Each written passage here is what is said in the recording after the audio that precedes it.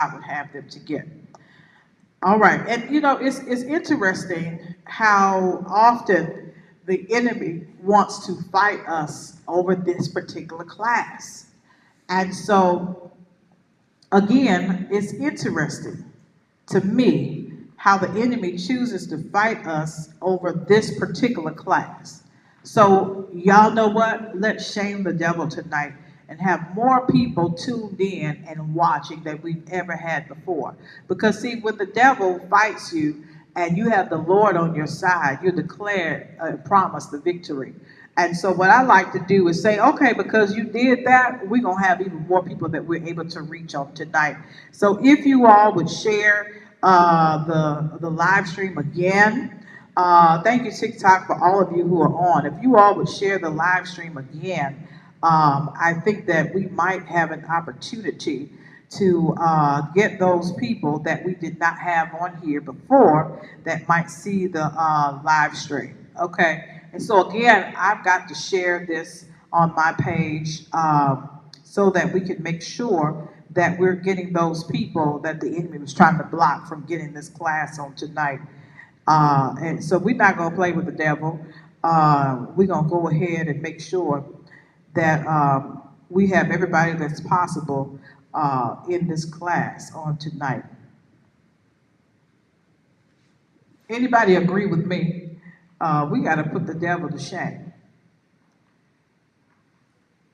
All right, so again, we want to make sure that we are sharing the class and making sure that we hit like and make sure we comment on tonight. Okay? So, it's amazing to me how we think we can negotiate with God. God says, I need you to go. And we say, well, God, I can go, but I can't go today. All right? God says, I need you to work in this area. Well, God, I'll be happy to work, but I don't want to work in that area. Can you give me another area that I think I have more expertise in or that I like a little bit better? God says, I need you over here serving. We say, God, I ain't trying to go over there because, I don't really like that neighborhood and I don't really like the people over there and I don't like any of that stuff. Okay, and so Crystal, you need to make sure that it's on the right Wi-Fi. Check the Yeah, Wi-Fi that's what and it make sure was. it's on that box. Mm-hmm. Okay. That's what I got it. Yeah.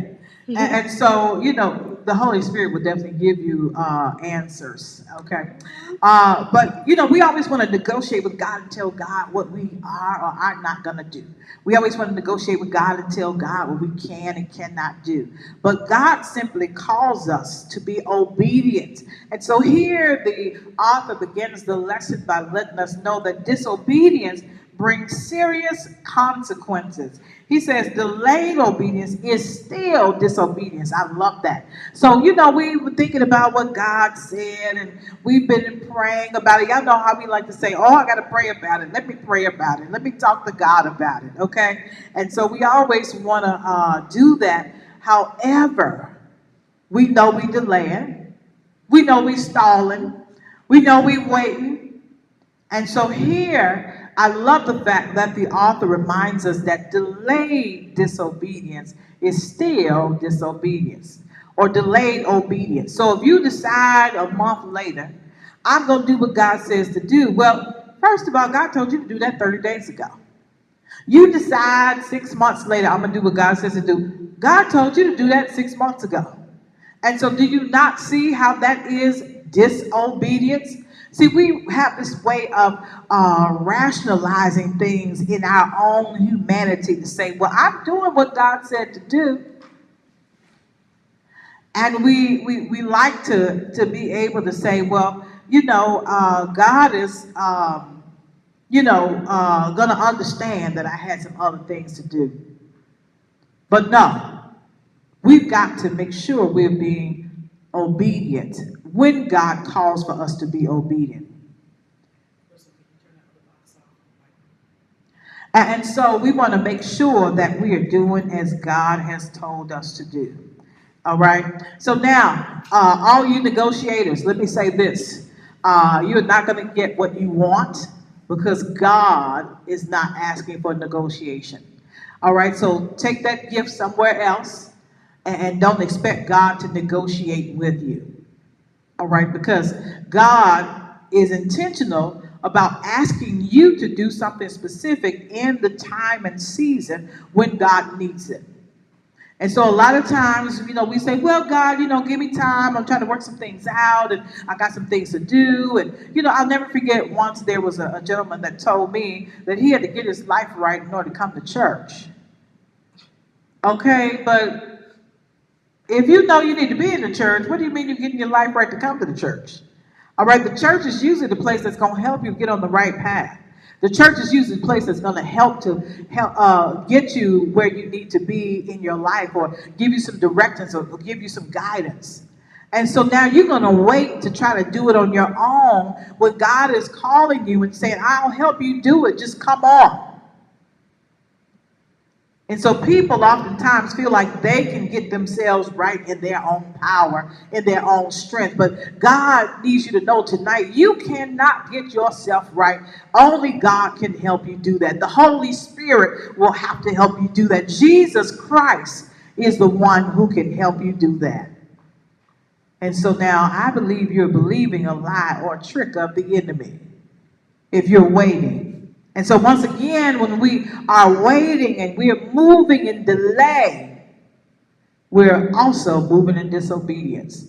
So all of y'all who told God, give me 6 months, give me a year, give me 2 years, God, give me 2 more weeks, God, you're moving in disobedience. Okay, so I just need to make sure I drive that point for somebody, because I know somebody told God, I need some more time. Somebody told God, I need you to give me another area. This ain't my area. I don't want to do that area. Somebody's told God, I don't even work with kids. Why are you asking me to deal with kids? Somebody said, God, I don't even like white people. Why are you asking me to work with white people? And somebody said, God, I don't even like black people. Why you want me to work with them? And God, I don't even relate to what they relate to, because, I've been over here with the affluent folks, and you want me to go and deal with the marginalized people? God, I don't even know what their issues are. God is not asking you to know. God is simply saying, go. Anybody hear that today? God is simply saying, go. There was a song I used to always sing. It said, go ye therefore. Teach all nations, baptizing them in the name of the Father, the Son, the Holy Spirit.